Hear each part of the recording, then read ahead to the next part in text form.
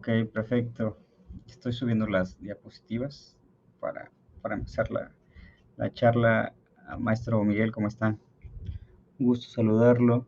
Bueno, la charla de hoy pues va a tratar sobre las pruebas en materia contencioso administrativa. La idea es analizar cuáles son las pruebas que se pueden presentar en un juicio de nulidad o en un juicio contencioso, más o menos qué tipo de valor se le da y pues más o menos para qué sirve, ¿no? Entonces, la idea es pues ver todos los aspectos básicos de las pruebas en el juicio de nulidad. Entonces voy a empezar la charla. Empezaré con esta pequeña introducción, recordándoles que el juicio de nulidad o el juicio contencioso es el juicio que existe en materia federal en contra de los actos y resoluciones administrativas emitidas por las autoridades administrativas o las autoridades fiscales, como podría ser un acto del SAT, del IMSS, del Infonavit, de Profeco, del INAI, de Guardia Nacional y de muchas otras autoridades. Este juicio se inicia ante un tribunal que se llama Tribunal Federal de Justicia Administrativa, que está compuesto principalmente por salas regionales que se encuentran distribuidas en toda la República Mexicana. Así, por ejemplo, en Veracruz tienen la Sala Regional del Golfo, en Ciudad de México tienen las salas regionales metropolitanas y en Cancún, donde yo radico, está la Sala Regional del Caribe. Este tribunal no forma parte del Poder Judicial de la Federación y, bueno, este tribunal conoce de los juicios del juicio de nulidad o juicio contencioso administrativo federal y este juicio va a iniciar con un documento llamado demanda. En tu demanda, que es el documento en el cual haces valer tus argumentos en contra del acto que estás impugnando, como por ejemplo una multa del SAT, pues puedes ofrecer pruebas. Y para pues entender un poco sobre este tema, en esta diapositiva están más que nada algunos conceptos de lo que es la prueba, ¿no? La intención es advertir qué son las pruebas y para qué sirven. Entonces, a mí me gusta mucho consultar el diccionario de la Real Academia Española, el diccionario del español jurídico, el diccionario panhispánico del español jurídico, que tiene conceptos muy neutrales e internacionalmente aceptados, ¿no? Entonces, este diccionario nos dice que la prueba son los medios regulados por la norma procesal, por las leyes, a través del cual uno va a intentar acreditar los hechos que fundan tu pretensión, con el propósito de que el tribunal tenga certeza de lo que tú estás alegando, ¿no? Entonces, nos dice que aquí que las pruebas van a tener como finalidad generar la convicción del juez sobre los hechos que tú alegas, ¿no? Entonces, tú puedes decir 20,000 cosas. Tú puedes decir, por ponerlo en términos muy simples, tú puedes decir que vuelas, que tienes alas, que tu piel es color azul. Eso, todo lo que tú digas en un juicio va a estar sujeto a prueba, ¿no? En términos reales, tú puedes decir que tus ingresos son ingresos o no son ingresos, son deducciones, que un depósito que tienes en cuentas bancarias no es un ingreso, sino es un préstamo, o que tus operaciones sí son reales, pero al final de cuentas, pues tu dicho se va a quedar en eso, tu dicho. Necesitas pruebas, necesitas demostrar que lo que tú estás alegando, que lo que tú estás diciendo, pues es veraz, ¿no? Entonces, es la demostración de lo que es de lo que se pone en duda, es lo que tú tendrías que demostrar. Mediante la prueba se trata de alcanzar la certeza de un acto o la verdad de la afirmación. Y bueno, vamos a analizar pues algunas particularidades de las pruebas en materia de juicio de nulidad, en materia contenciosa. Yo sé que esta plática y luego pues el video en YouTube lo logran ver estudiantes de Derecho y contadores y otras personas que ya tienen nociones básicas sobre las pruebas y muchas veces nociones sobre las pruebas en los juicios civiles, juicios mercantiles, juicios laborales, juicios penales. Y es importante tener en cuenta que en materia contenciosa administrativa las pruebas tienen sus particularidades. Entonces vamos a analizar esas particularidades, ¿no? Para empezar, es necesario pues, establecer que las pruebas se encuentran reguladas en la Ley Federal de Procedimiento Contencioso Administrativo, que regula el juicio de nulidad, de los artículos 40 al 46. Como se podrán dar cuenta, solo son 7 artículos que regulan las pruebas. Nos quedan muy cortitos esos artículos. Por lo tanto, cuando esos 7 artículos que regulan las pruebas no logren cubrir lo que necesitamos respecto a las pruebas, necesitaríamos acudir de manera supletoria, de manera de apoyo a otra legislación. ¿A qué legislación acudiríamos? Acudiríamos al Código Federal de Procedimientos Civiles, actualmente. Con posterioridad, una vez que ya entre en vigor en toda la República el Código Nacional de Procedimientos Civiles y Familiares, tendríamos que acudir a ese código. Actualmente es el Código Federal de Procedimientos Civiles. Entonces, el artículo 40 nos dice que en los juicios que se tramiten ante el Tribunal Federal de Justicia Administrativa, el actor, y el actor es quien presenta la demanda, es el contribuyente generalmente, o la persona física o moral afectada por el acto de autoridad. Dice, el actor que pretende que se reconozca o se haga efectivo un derecho subjetivo deberá probar los hechos de los que deriva su derecho y la violación del mismo, cuando éste consiste en hechos positivos y el demandado en sus excepciones. Aquí en la parte referente a cuando este consiste en hechos positivos es porque cuando tú niegas un hecho, el hecho negativo no se demuestra. Tú, por ejemplo, en un juicio puedes decir, niego que me hayan notificado el acto. Tú no tendrás que mostrar el hecho negativo porque precisamente tu argumento es que no te lo notificaron. Al negar un hecho, le reviertes la carga probatoria a la autoridad y la autoridad, cuando conteste la demanda en un juicio, tendría que demostrar que sí te notificó el acto que tú negaste. ¿No? Entonces, no, si tienen alguna duda o algo no queda claro, pues me pueden preguntar para lo que están ahorita en la sesión. Bueno, en materia contenciosa administrativa nos señala el mismo 40 en su artículo, en su párrafo segundo, que en este tipo de juicios van a ser admisibles, dice, toda clase de pruebas. Sin embargo, el término todo implica todo, ¿no? Sin embargo, el artículo luego nos da una excepción. En realidad no son todas. Pero la excepción que nos señala es la de confesión de las autoridades mediante absolución de posiciones y la de petición de informes. Entonces nos está diciendo, bueno, casi todas las pruebas, las que no van a admitirse es la prueba de confesión de las autoridades y la petición de informes de las autoridades. Dice, salvo que estos informes se limiten a hechos que consten en documentos que obren en poder de las autoridades. Más adelante voy a retomar esta prueba que se conoce como petición de informes de las autoridades. Esta prueba de petición de informes, si se tratara de información que obre en documentos de la autoridad, sí es admisible. Entonces vamos a analizar un poquito en qué casos sí y en qué casos no. La que sí no se va a admitir es la confesión de las autoridades mediante la absolución de posiciones. Y la absolución de posiciones es básicamente que se le hagan preguntas. Vamos a hablar un poco más de la confesional más adelante. Pero lo que no se puede es citar, por ejemplo, al secretario de Hacienda o al jefe del SAT o al administrador de auditoría para que se le cuestione si es cierto o no. No se le puede citar al juicio para que absuelva posiciones, es decir, para que conteste las preguntas respecto a la confesión. Lo que lo sustituiría sería una petición de informes, siempre y cuando esa información se trate de información que esté en los documentos de la autoridad. Más adelante voy a retomar este tema para que quede más claro.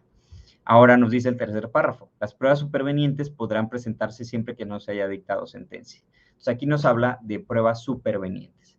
En una diapositiva más adelante, ahorita vamos a hablar un poco sobre ello, explico qué son las pruebas supervenientes, que son básicamente pruebas que, como su nombre lo indica, vienen se conocen con posterioridad a que tú presentaste tu demanda o presentaste tu ampliación. En un juicio de nulidad, generalmente hay una demanda y hay una contestación.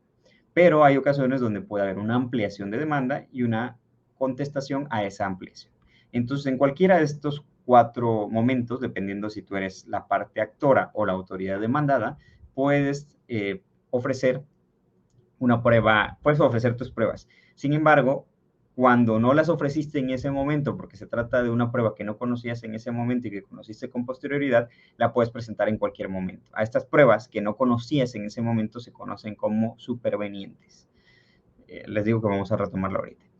Y bueno, si se trata de una prueba superveniente, se le va a dar una vista a tu contraparte para que dentro del plazo de 5 días manifieste lo que a su derecho corresponde. Dar vista significa que se le va a poner a que lo tome en consideración, a que pues analice el documento y a que se pueda pronunciar sobre él. Bueno, las pruebas supervenientes, como les decía, es una prueba que no tenías conocimiento de ella cuando presentaste tu demanda, cuando presentaste tu ampliación o en las contestaciones, pero la conociste con posterioridad, entonces pues, la ofreces en el momento que tú la conoces. Y se le va a dar un plazo de 5 días a tu contraparte para que manifieste. Un ejemplo de una prueba superveniente podría ser, me tocó en un juicio que durante el juicio se trataba de una construcción. Entonces, durante el juicio estaba en trámite una licencia de construcción, una licencia de algo, no recuerdo exactamente qué. El juicio fue avanzando y con posterioridad le otorgaron la licencia. Entonces, una vez que le otorgaron la licencia, la presentó como un elemento probatorio durante el juicio y se le dio vista a la contraparte y ya se le admitió como prueba porque era una prueba que no tenía cuando él presentó su demanda, sino que se generó con posterioridad. Así pudiera ser que algún tercero o alguna otra autoridad pues, te diera algún documento que tú no tenías originalmente, entonces lo ofreces como una prueba superveniente. La idea de esta plática va a ser que tratemos de ligar algunos conceptos con algunas tesis y jurisprudencias. Para los que no estén familiarizados con ella, este es un precedente, pero la estructura de los precedentes, tesis y jurisprudencias es básicamente la misma.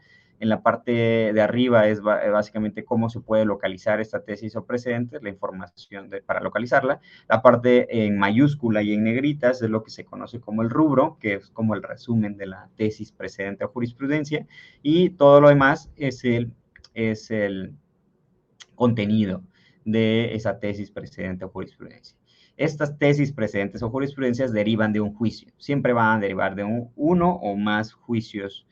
Entonces, por lo que nos da es un criterio que es importante, trascendente y en muchas ocasiones obligatorio. Para el Tribunal Federal de Justicia Administrativa, todas las jurisprudencias del Poder Judicial y del propio tribunal son obligatorias. Los precedentes, como este caso, que es generado por el propio tribunal, son obligatorios, a menos de que la sala regional considere que no, lo puede emitir una sentencia que sea contraria al precedente, pero tiene que justificar por qué la está emitiendo contraria al precedente, ¿no? Porque los precedentes solo son emitidos por las 3 secciones del Tribunal Federal de Justicia Administrativa, que son órganos, digamos, superiores. Entonces, esta es de la segunda sección del tribunal y nos dice pruebas supervenientes en el juicio contencioso, oportunidad para presentarlas. Y nos dice básicamente lo que les comenté, que se tienen que presentar siempre que no se haya dictado sentencia. De hecho, aquí señala el requisito sine qua non. Sine qua non es una expresión latina que significa indispensable. Es requisito indispensable para la admisión de pruebas supervenientes que al momento de su ofrecimiento no se haya dictado sentencia. Si ya se dictó sentencia, pues ya no se puede ofrecer prueba superveniente. Dice, este precedente en particular a mí se me hace muy interesante y lo que nos señala es que si tú presentas una prueba superveniente y no se ha dictado sentencia, pues es lo normal, te la van a valorar. Pero ¿qué pasa si ya se dictó una sentencia y esta sentencia se controvertió en un amparo directo por la parte actora o en un recurso de revisión por la autoridad demandada? Si esto pasó, hay posibilidades de que el tribunal colegiado que conoce de este segundo medio de defensa revoque ese acto y lo regrese al Tribunal Federal de Justicia Administrativa para que se emita una nueva sentencia. Esta nueva sentencia se va a emitir siguiendo los lineamientos del tribunal colegiado de circuito. ¿Qué pasa si en el transcurso de que se emite esta segunda sentencia, que en ocasiones el colegiado te da un plazo de 10, 20, 30, 40 días, dependiendo del asunto, si en ese plazo la parte actora o la parte demandada presenta una prueba superveniente? Lo que nos dice este precedente es que en estricto sentido, al haberse dejado sin efectos la primera sentencia, esta segunda que aún no se ha dictado, entonces se ubica en el supuesto del 40, que es que no existe sentencia y sí es admisible la prueba superveniente. Esto puede entrar en controversia, porque obviamente si tú eres la parte actora y presentas la prueba superveniente y te conviene, puedes decir, pues sí, sí me conviene el precedente. Pero si la prueba superveniente la presenta la autoridad, puedes decir, no, no, no, porque ya se había dictado una primera sentencia. Y esta segunda solo tiene que seguir los lineamientos del colegiado, no puede ir más allá. Entonces, aquí no hay jurisprudencia al respecto, o por lo menos no que yo conozca. Entonces, creo que este tema es muy interesante. En un juicio que yo tuve aquí en Cancún, lo que hicimos fue analizar la prueba superveniente, a pesar de que ya se había emitido una primera sentencia que se dejó sin efectos por el tribunal colegiado. Y cuando hubo un segundo amparo o un segundo medio de defensa, el colegiado dijo, la sala no debió haber analizado la prueba superveniente porque esta nueva sentencia se emitió en cumplimiento a una ejecutoria de colegiado y lo único que debió haber hecho es seguir los lineamientos que yo le di. Ya no podía analizar una prueba superveniente. O sea, este colegiado básicamente dice que lo correcto es lo contrario a lo que está diciendo este precedente, ¿no? Entonces, por eso le digo que es muy interesante este tema. No sé si me expliqué muy bien, porque pues, es algo enredado, pero con gusto estoy atento a sus dudas. Bueno, continuando con los artículos de la Ley Federal de Procedimiento Contencioso Administrativo, el artículo 41 nos dice, y este artículo es muy interesante, no siempre se usa para no caer en la, para no perder la imparcialidad ni la objetividad, para no ponerse en lugar de alguna de las partes, me parece que es la razón principal por la que no se usa. Pero vamos a analizarlo un poco. Dice, el magistrado instructor, que el magistrado instructor es aquel que lleva el trámite del juicio, dice, hasta antes de que se cierre instrucción, que el cierre de instrucción pues, es la etapa previa a dictar sentencia, dice, para un mejor conocimiento de los hechos controvertidos, podrá, o sea, es discrecional, acordar la exhibición de cualquier documento que tenga relación con los mismos.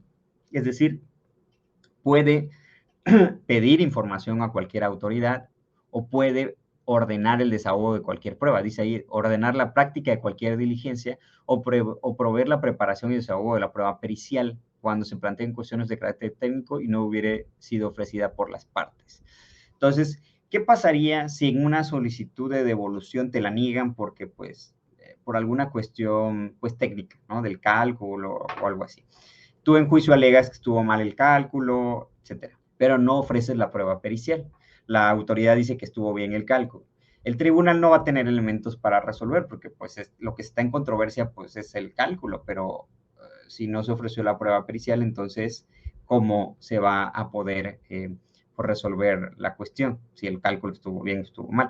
Lo que nos dice aquí el artículo 41 es que cuando se planteen cuestiones técnicas, el tribunal de manera oficiosa puede ordenar el desahogo de la prueba pericial.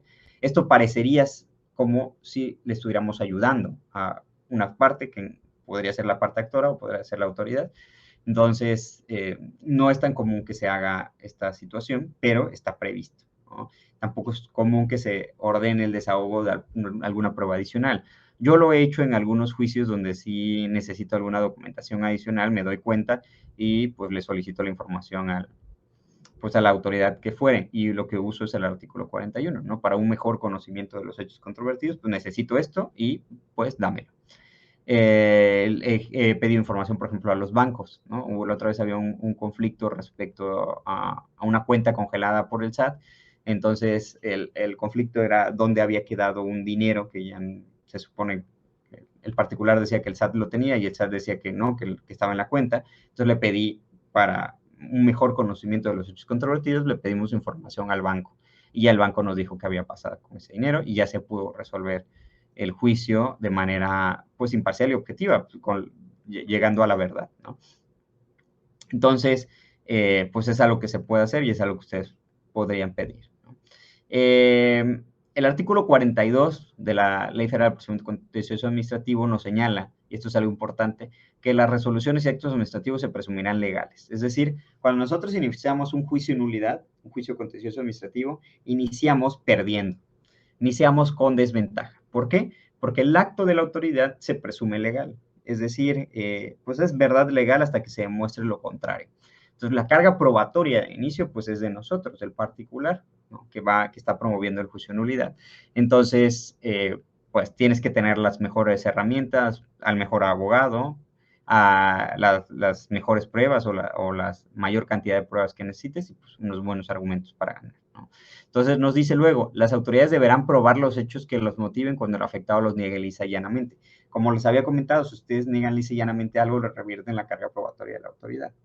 Pero cuidado con las negativas lisas y llanas, porque me ha tocado ver demandas donde se abusan de estas negativas. Niegan todo, ¿no? Y pues tampoco se trata de eso. Hay cosas que, aunque tú las niegues, pues se vuelven una afirmación o de los propios documentos o de las propias pruebas, pues quedan desvirtuadas esas negativas. Entonces, no es necesario que se niegue todo, solo lo que efectivamente pues sirva para tu estrategia legal, ¿no? Lo dice aquí, a menos de que la negativa implique una afirmación de un hecho, ¿no? Entonces, no puedes negar. Recuerden las matemáticas, ¿no? Que cuando tú niegas algo y lo que estás negando es una afirmación, pues en realidad no se vuelve un hecho negativo, ¿no? Cuando tú dices, niego que yo no haya pagado el impuesto. Entonces, en realidad lo que estás tratando de argumentar es que sí pagaste el impuesto. Entonces, ese es un hecho positivo que tienes que demostrar, no es una negativa. Entonces, bueno, ¿qué pruebas podrías presentar? La Ley Federal de Procedimiento Contencioso Administrativo, tratándose del juicio de nulidad, no establece un listado de las pruebas que puedas presentar. Nos dice, como ya comentamos, toda clase de pruebas con excepción de la confesional. Entonces, ¿de dónde sacamos las pruebas? ¿No? ¿Dónde están las pruebas? Nos tenemos que ir al derecho federal común. Y el derecho federal común nos dice, en el Código Federal de Procedimientos Civiles, en los artículos, en el artículo 93 específicamente, cuáles son los medios de prueba que existen. Les digo, esto va a cambiar con el Código Nacional de Procedimientos Civiles y Familiares, ya tendríamos que modificar nuestros fundamentos, pero actualmente los medios de prueba que están enlistados en el artículo 93 son la confesión, los documentos públicos, documentos privados, los dictámenes periciales, el reconocimiento de inspección judicial, los testigos, las fotografías, escritos y los demás elementos de la ciencia y las presunciones. No hay más pruebas enlistadas, sin embargo, sí existen otras pruebas, ¿no? Vamos a comentar más adelante algunas de ellas.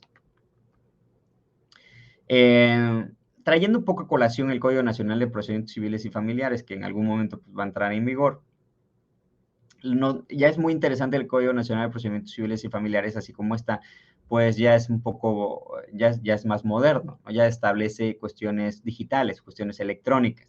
Entonces, el artículo 261 del nuevo código nos dice que las partes podrán ofrecer los medios de prueba siempre que no sean contrarios a derecho. Es decir, ya es más amplio, ya no nos limita, ya no nos da un listado, sino nos dice, pues lo que sea, siempre que no sea contrario a derecho. Entonces, son admisibles como medios de prueba todos aquellos elementos que pueden producir convicción en el ámbito de la autoridad jurisdiccional acerca de los hechos controvertidos. Luego es muy interesante como el 262 señala, en la práctica de las diligencias probatorias, la autoridad jurisdiccional para obtener el mejor resultado de ellas, sin lesionar el derecho de las partes, oyéndolas y procurando en todo su igualdad y justo equilibrio. Se tomará en cuenta cualquier situación de vulnerabilidad que pueda afectar el equilibrio. Ya, si nos damos cuenta con la redacción del Código Nacional de Procedimientos Civiles, también lo que busca pues, es esta cuestión de protección de derechos humanos, esta cuestión de igualdad, de equidad y de un equilibrio procesal. Entonces, hay que cuidar en todos los juicios. Vamos a iniciar describiendo pues cada una de las pruebas. Yo creo que por el tiempo tal vez no nos dé oportunidad de analizar todas las pruebas que tenía yo preparadas, pero quizá podamos abarcar algunas y las que no logremos verla podemos ver con mucho gusto en una segunda parte de esta plática, donde pues, trataremos de abordar un poco más sobre las pruebas que queden pendientes. Pero bueno, vamos a iniciar con la confesional. ¿Qué es la prueba confesional? La prueba confesional va a ser el reconocimiento de una persona que hace sobre la verdad de un hecho. Entonces, la confesión puede ser expresa o puede ser tácita. Va a ser expresa la que se hace clara y distintamente, ya sea al formular la demanda o al formular la contestación o a través de las preguntas que te hacen en el tribunal. Y tácita puede ser la que se presume por los casos señalados en la ley. Entonces, si tú, por ejemplo, señalas en tu demanda, en tal fecha me notificaron el acto, ahí estás, esa afirmación en la que tú reconoces que en una fecha te notificaron es una confesión expresa. Si esa fecha coincide con la de la autoridad, pues se entiende que tenías conocimiento de la notificación porque tú lo confesaste, ¿no? Entonces, cualquier afirmación que hagan en su escrito de demanda tiene que ser cuidadosa porque puede constituir en una confesión expresa, ¿no? Si la autoridad también al momento de contestar la demanda no tiene cuidado en lo que argumenta, puede caer en alguna confesión. Si, por ejemplo, en la resolución impugnada dice que no aportaste pruebas y en la contestación dice, bueno, aportó estas y estas, ya estaría confesando expresamente que sí aportaste pruebas. Entonces, habría que tener cuidado sobre estas confesiones. Entonces, La confesión ya habíamos comentado que no está permitida para la autoridad mediante absolución de posiciones, pero sí para el particular. Entonces, la autoridad puede pedir que el particular venga y se someta a la prueba de confesión mediante absolución de posesiones. Esto no es tan común, pero me parece que me tocó verlo la otra vez en un juicio que se trataba sobre un accidente que había tenido, era creo que responsabilidad patrimonial del Estado, no me acuerdo exactamente bien de qué era el tema, pero era una confesión de una persona que había tenido un accidente. Entonces la autoridad lo que quería saber era si efectivamente había tenido el accidente o no. Entonces la confesión era, bueno, ¿en qué momento tuviste el accidente? ¿Cómo fue el accidente? ¿Qué fue lo que te lastimaste? ¿Dónde estabas? Bla, bla, bla. Entonces, ¿por qué es una confesión? Porque la confesión era para el actor, la persona que sufrió el accidente, solo él podía saber. Él tenía que reconocer si los hechos que alegaba eran verdad o no. Entonces, a través de estas preguntas, que son las posiciones, lo que busca la contraparte es que caiga en una contradicción, ¿no? Y que se pueda advertir si hay alguna mentira en sus declaraciones.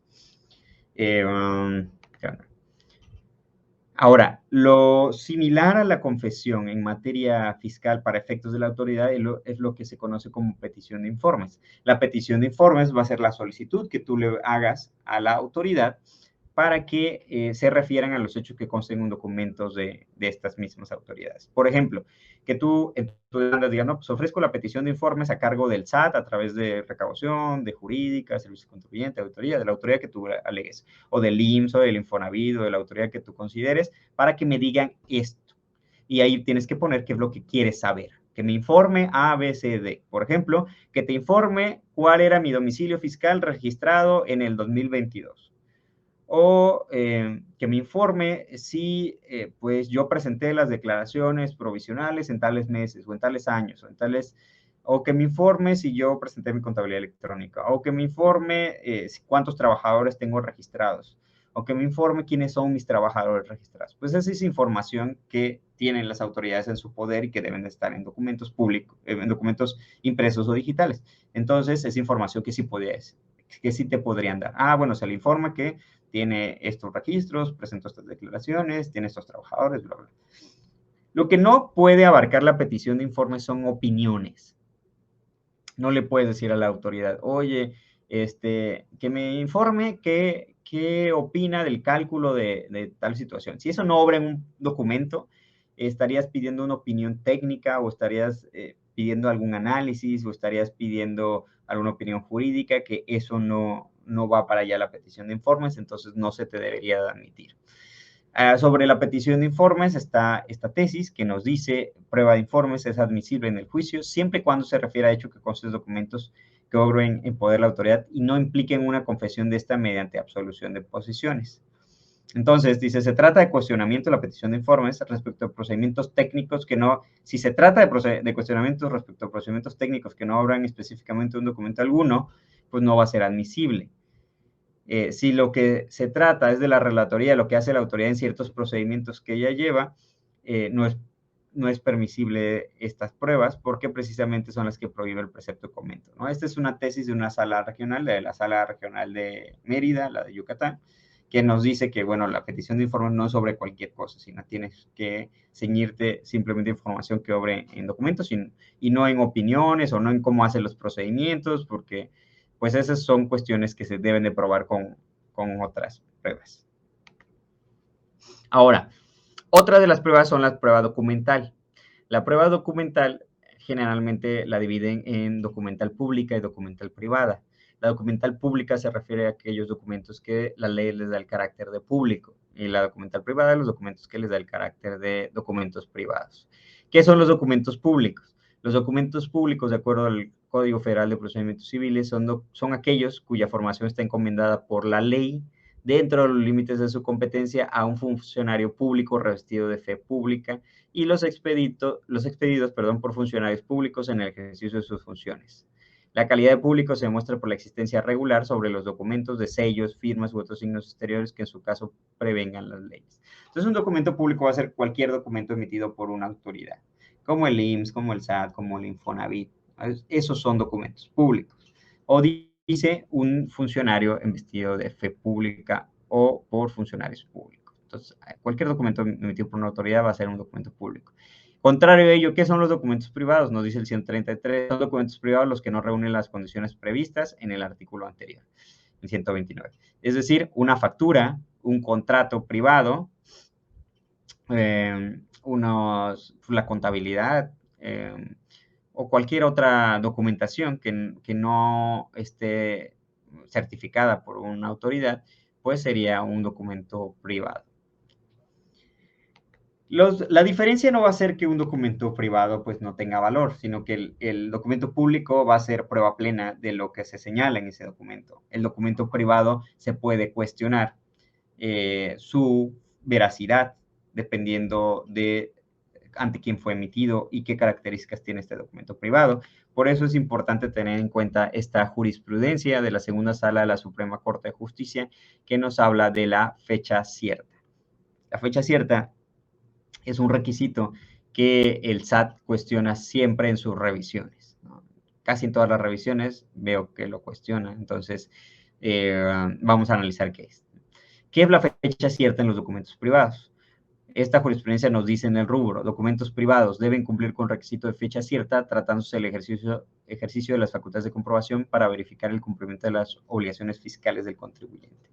Entonces, luego nos explica esta tesis que la connotación de fecha cierta deriva del derecho civil. Les dice, la fecha cierta es un requisito exigible respecto a documentos privados que se presenten ante las autoridades fiscales. Nos dice que se entiende que un documento tiene fecha cierta cuando se inscriban en el registro público de la propiedad, cuando se presenten ante un fedatario público o a partir de la muerte de los firmantes. Entonces, si tu documento fue ratificado ante notario, si fue elaborado ante notario, si está inscrito en un registro público, si tiene alguna certificación del IMSS, del Infonavit, de cualquier autoridad, pues eso le va a dar fecha cierta. La fecha cierta va a ser aquel requisito que le va a dar certeza de desde cuándo existe ese documento. Es muy común que haya documentación inventada en las revisiones, ¿no? Que te estén cuestionando, es que no tienes, acredítame la materialidad de esta operación que tuviste en el 2020. Y en el 2020 tú compraste algo o contrataste un servicio, pero no generaste un contrato. Entonces, ¿qué es lo que hace tu contador o tu abogado? Dice, no, pues vamos a hacer un contrato de hoy y le ponemos la fecha del 2020. ¿No? Lo exhibes y dices, bueno, yo lo firmé en el 2020. Si ese documento no fue notariado, no fue ratificado ante notario, ni ante una autoridad, ni escrito en el registro público, no tiene fecha cierta, entonces va a poder ser cuestionado por la autoridad y te va a decir, no surte efectos jurídicos ante terceros, entonces su valor se reduce sustancialmente. O sea, de valer mucho si fuera fecha cierta, a no vale casi nada para la autoridad un documento que no tenga fecha cierta. No es que no tenga ningún valor probatorio, sino que su valor probatorio es mucho menor. Tiene que estar robustecido con otras pruebas. Se va a volver en un simple indicio. Ya no va a tener un valor más fuerte, ¿no? Porque, bueno, la fecha cierta, el valor que le va a dar es desde cuándo se creó, no de su contenido, porque en el contenido pues, puede estar mal por muchas razones, pero te va a dar certeza de que efectivamente se generó en el 2020, 2019, 2018, dependiendo del año en el que se haya llevado a certificar. Nos dice esta jurisprudencia al final, sin que obste que la legislación fiscal no exija este requisito expresamente, pues tal condición emana el valor probatorio que dichos documentos se pretenden lograr. Sí, si lo que pretende lograr es que ese documento existió en el 2020, pues tiene que tener una fecha cierta. Este requisito de fecha cierta, así como lo establece la Corte, me parece que puede ir evolucionando, porque lo que busca este requisito es que tengamos certeza de cuándo el documento se elaboró. Actualmente, hay otras formas, desde mi opinión, de que un documento pueda adquirir fecha cierta. ¿Cuáles serían estas otras formas? Estas otras formas podrían ser, por ejemplo, cuando actualmente yo he visto, incluso actualizándome, he visto que se promociona y dan servicios de contratos electrónicos, de firmas que pueden ser firmados electrónicamente. Entonces, la tecnología y las leyes van avanzando hasta esta cuestión electrónica. Si, por ejemplo, tenemos las facturas electrónicas y nos da certeza por las propiedades del documento y del archivo XML de cuándo se generó. Desde mi punto de vista, aunque ese es un documento privado, podemos tener la certeza de la fecha en la cual se generó, porque no es modificable, ¿no?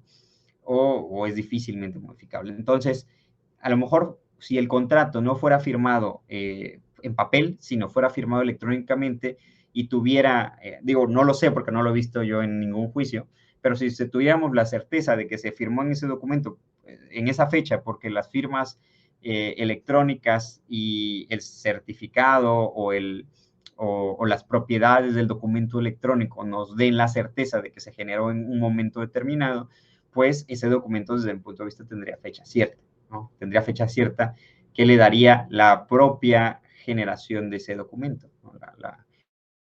Al tratarse de un documento digital. Pero todo esto tiene que estar un poco más regulado de lo que está ahorita y tendríamos que ser más abiertos, ¿no? Hay que entender también que esta evolución tecnológica no va de la mano de las leyes. Las leyes no evolucionan tan rápido como está evolucionando la tecnología, ni tampoco los abogados, ¿no?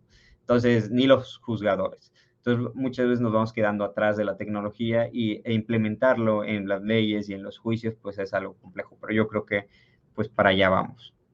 Entonces, va a haber ocasiones donde no necesitemos notariar un contrato, sino tal vez si lo firmamos electrónicamente, ya con eso sería. Bueno, otra de las pruebas es la prueba pericial. La prueba pericial se va a desahogar a través, al final va a dar como resultado un dictamen pericial, y un dictamen pericial va a ser un documento físico o electrónico, si se tratara de juicio en línea, mediante el cual el perito va a contestar un cuestionario que se le pone a la vista, que se le da para que conteste ese cuestionario respecto de la cuestión técnica que se estuviera dilucidando en ese juicio. El perito es un experto en alguna ciencia, arte u oficio, en alguna materia determinada. La prueba pericial, entonces, es el medio probatorio a través del cual las personas expertas en alguna ciencia, técnica o arte, denominados peritos, estas personas expertas les vamos a llamar peritos, ilustran con sus conocimientos al tribunal con la finalidad de que el tribunal tenga convicción de los hechos controvertidos. Entonces, la prueba pericial se puede dar en muchas materias. Por ejemplo, si en el juicio lo que tú quieres demostrar es que la persona tenía una enfermedad muy grave y por lo cual se le debió haber trasladado a un hospital del IMSS en este caso del ISSSTE, que son los juicios que nosotros vemos, y no se le trasladó porque pues los médicos del ISSSTE o las autoridades del ISSSTE pues no le dieron importancia, y tú les quieres fincar alguna responsabilidad o quieres que te devuelvan el dinero que gastaste en un hospital privado, este tipo de cuestiones que logran llegar a juicio, pues entonces tú tendrías que demostrar en el juicio que esa enfermedad o este padecimiento era grave, que ameritaba esa operación o ese traslado, etc. ¿Cómo lo acreditarías si el tribunal está conformado por abogados, ¿no? ¿Cómo demostrarías que la enfermedad es grave? Tendrías que demostrarlo a través de una pericial médica, donde a través de las preguntas que se le formulen al médico se pueda pues llegar a esta claridad de que sí, efectivamente, ¿no? Las consecuencias, ¿cuáles eran las consecuencias por ejemplo, ¿no? Las preguntas podrían ser, ¿cuáles eran las consecuencias de no operarlo? ¿Cuál es el padecimiento? ¿Cuál es el grado de urgencia? Etcétera. También una que es muy común en materia fiscal, pues es la pericial contable. Les digo, el tribunal está conformado por abogados, pero no por contadores. Entonces, si tú lo que quieres es controvertir es el cálculo de la operación que te hizo el SAT, el cálculo de la actualización, de los recargos, de la determinación del impuesto, pues tendrías que ofrecer una prueba pericial contable para que versara sobre esos cálculos. Otra que luego también ofrecen es la pericial en evaluación, que tú dices, bueno, el SAT te embargó tu marca o te embargó unos bienes muebles, o inmuebles, pero te los está evaluando muy bajos, menor del valor real. Entonces, lo que tendrías que demostrar es cuál es el valor real. Tendrías que ofrecer una prueba pericial en materia de evaluación, porque no hay forma de que nosotros determinemos cuánto vale una marca. Por ejemplo, no tenemos los conocimientos ni podemos hacer este análisis de mercado y todo lo que se requeriría para valorar una marca. Entonces necesitarías un experto. Entonces, a través de este cuestionario se va a poder desahogar esta pericial. Entonces, sobre cualquier cuestión técnica que se quiera llegar a la verdad en el juicio, tendrías que ofrecer una pericial. Entonces, la pericial tendrá lugar en las cuestiones de un negocio relativas a alguna ciencia o arte y en los casos que expresamente lo prevenga la ley. Los peritos deben tener título en la ciencia o arte a que pertenezca a la cuestión sobre la que ha de oírse a su parecer. Por ejemplo, yo he visto otras periciales en materia de ingeniería, en materia financiera. Entonces, ¿qué tienen que acreditar? Si tu pericial es en materia de contabilidad, no va a venir un arquitecto, no va a decir, bueno, tengo un título de licenciado en arquitectura. No, pues tiene que venir un licenciado en contabilidad o un contador público. Si tu pericial es en materia médica, pues tiene que venir un médico, no va a venir pues un contador, un abogado. Entonces, se tiene que acreditar a través del título correspondiente. Muchas veces hay periciales en materia de grafoscopía, ¿no? Para ver si la firma es real. En estos casos, luego no hay como tal licenciaturas en grafoscopía. Hay algunas pocas licenciaturas, creo que en criminalística en el país, pero hay muchos luego diplomados o especialidades que dan sobre estas materias y luego los peritos lo acreditan con eso, porque el segundo párrafo del 144 nos dice, si la profesión o el arte no estuviera legalmente reglamentado o estándolo no hubiera peritos en el lugar, podrán ser nombradas cualquier persona a juicio del tribunal, aun cuando no tengan título. Entonces, tenemos que ver que acredite tener los conocimientos necesarios para que puedan desahogar el dictamen. Ahora, en el juicio de nulidad, ¿cómo se desahoga la prueba pericial? Lo que va a pasar va a ser que la prueba pericial se va a ofrecer desde la demanda, desde la ampliación, desde la contestación o desde la contestación a la ampliación. Se ofrece y se va a acompañar con el cuestionario firmado que lo ofrece y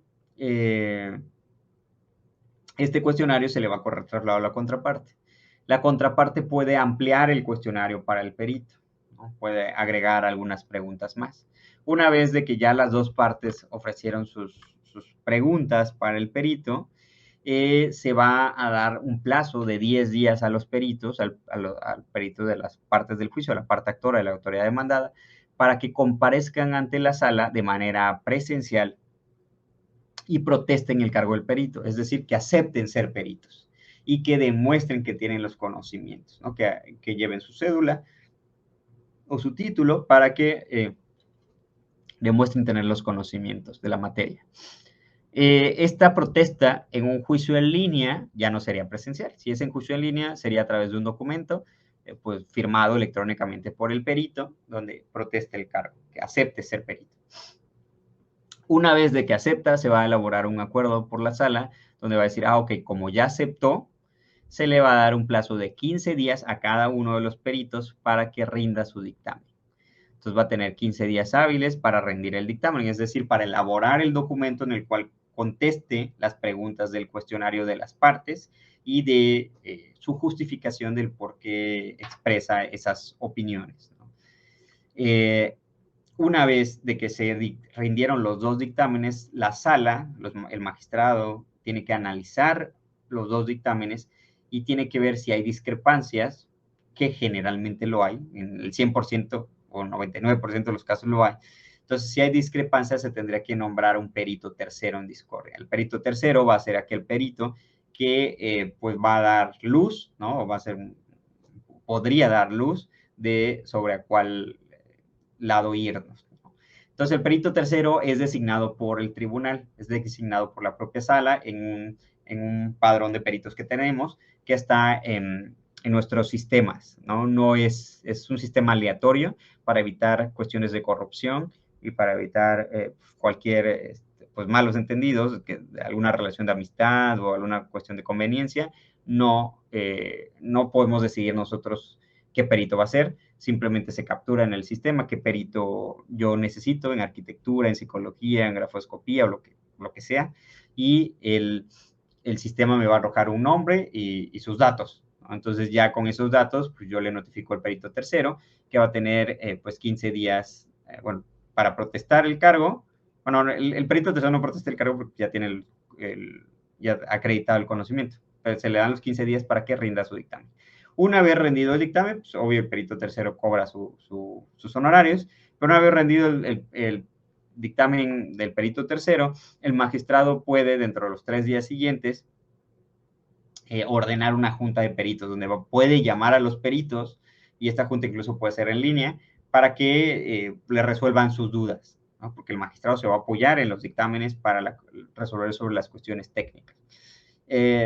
No es tan común la junta de peritos, por las cargas de trabajo muchas veces pues, se analizan los dictámenes ya que se va a elaborar la sentencia.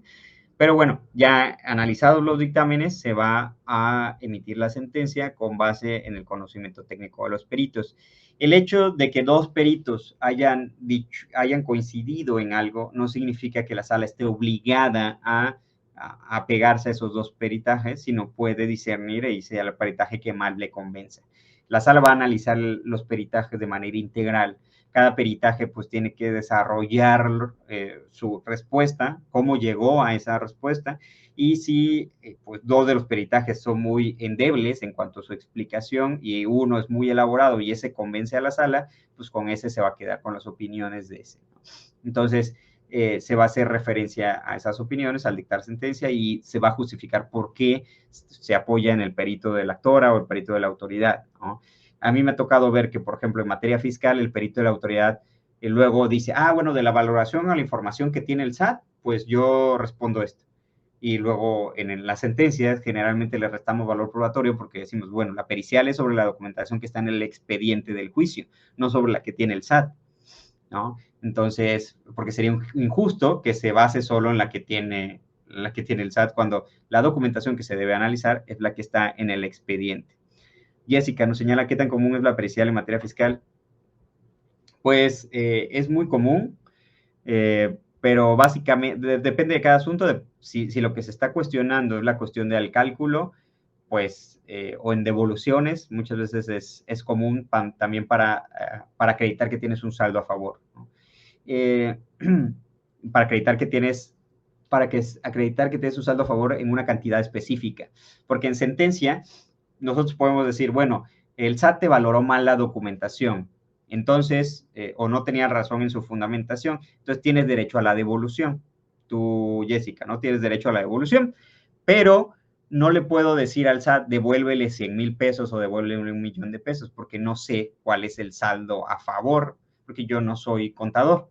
Si tú ofreces una pericial y me acreditas que tu saldo a favor es de 1,000,000 o de 2,000,000 y con los 3 dictámenes analizándolo veo que esa es la cantidad, en la propia sentencia puedo decir, bueno, acreditaste con la documentación que estuvo mal el análisis que hizo el SAT y además acreditaste cuál era la cantidad que se te debe devolver contando actualizaciones, intereses y la aplicación de las deducciones, acreditamiento y bla, bla, bla. Entonces se te ordena devolver la cantidad específica una vez que se han analizado los 3 dictámenes. Entonces, la pericial es muy común en materia de devoluciones y es muy común en materia de impuestos cuando se están determinando mal, cuando se está calculando mal. Si lo único que está en controversia es, por ejemplo, materialidad, pues ahí no es necesaria una pericial, porque la cuestión de materialidad es una cuestión jurídica, no técnica contable. Para eso, aquí hay unas jurisprudencias, vamos a terminar por la cuestión de tiempo, a ver, solo pericial, y a partir de la siguiente, pues veremos otras pruebas. Pero bueno, en esta lo que nos dice es qué es lo que se tiene que valorar en la pericial. Nos dice, tiene que valorar la idoneidad de los conocimientos del perito. O sea, también se va a analizar qué perito tiene más conocimientos. Si llega un contador que lleva 2 años de experiencia o un contador como el maestro Chamblati que lleva 50 años de experiencia, pues eso se debe valorar, ¿no? La idoneidad de los peritos. El tiempo y la forma del dictamen. Es un dictamen de 3 páginas a un dictamen de 20 páginas donde desarrolló bien el procedimiento. La metodología empleada, el estándar que rige la materia y el material adicional, ¿no? O sea, todo el sustento que tuvo el perito. Mientras más completo esté el dictamen, pues más certeza nos podría dar. esta nos dice el alcance probatorio del dictamen, y esto es lo que yo les comentaba. Entonces, aquí la sala va a valorar cada dictamen dependiendo de quién lo convence, no necesariamente porque dos dictámenes digan que sí estuvo bien el cálculo y otro diga que no, solo le va a hacer caso a la mayoría. No, la ley no dice así. Se valora de manera discrecional, entonces el juzgador va a analizarlo y va a dar su justificación por qué se basó en uno, en otro o en varios. Y esta, para terminar de la pericial, esta es la que le comentaba hace rato, derivado de la pregunta de Jessica. Esta nos dice, prueba pericial en materia contable no es idónea para demostrar el alcance del texto de la ley. Luego hay periciales contables que nos dicen, conforme que diga el perito si conforme al artículo tal es deducible tal gasto. Esa no es una pregunta contable, porque si lo que se está interpretando es un artículo de ley, eso sí le corresponde al tribunal. Si ver si un concepto es deducible o no, porque así lo señale la ley o no lo señala así la ley, pues esa es una interpretación jurídica que se le va a dar durante el juicio, pero no es una opinión técnica. La opinión técnica sería pues las cuestiones de los cálculos, los beneficios fiscales, los porcentajes, etcétera, ¿no? ¿Por qué dio tal cantidad y por qué no dio tal cantidad, etcétera? El cálculo correcto de la actualización, recargo del impuesto histórico, las actualizaciones, todo eso. Pero la opinión jurídica, el alcance que tiene, si es deducible, si es acreditable, si hubo materialidad o no, porque si con las pruebas esas se demuestra, esa es una cuestión que se va a analizar en juicio y que no importa lo que diga el contador, no se van a valorar esas opiniones del contador, porque al final de cuentas quien tiene que decidir si fue correcto la valoración de las pruebas, si fue correcta la interpretación de la ley que hizo el SAT o el IMSS o el Infonavit, pues es el propio tribunal, no el contador. Entonces, hay que tener cuidado respecto a qué preguntas se formulan para el dictamen pericial. Y pues ya, ¿no? Entonces, básicamente sería eso. Y bueno, la siguiente sesión, yo creo que ya abundaríamos sobre las otras pruebas y la idea sería, así como en esta sesión, estar analizando el concepto de cada una de las pruebas y algunas tesis o jurisprudencias. Y pues ya que la próxima sesión pues vamos a tener un poco más de tiempo, probablemente les traiga algunos otros ejemplos. Pues de mi parte sería todo. No sé si alguien tiene alguna duda, algún comentario. Si no, pues los vería la siguiente sesión. Jessica dice, ¿cuándo porque me interesa continuar? Bueno, de todas maneras, si tienes alguna pregunta en específico, me puedes escribir por redes sociales y si te puedo ayudar, pues, con gusto. Si no, pues la próxima sesión sería más o menos como dentro de 3 semanas para continuar la plática. Porque no es porque no nos quiera acompañar, pero luego por cuestiones de trabajo no puedo estar tan seguido como quisiera. Exacto, en 15 días. Bueno, si no hay preguntas, los dejo y pues se quedo atento en redes sociales y pues nos vemos en 15 días si tienen algún otro comentario. Un gusto, hasta luego.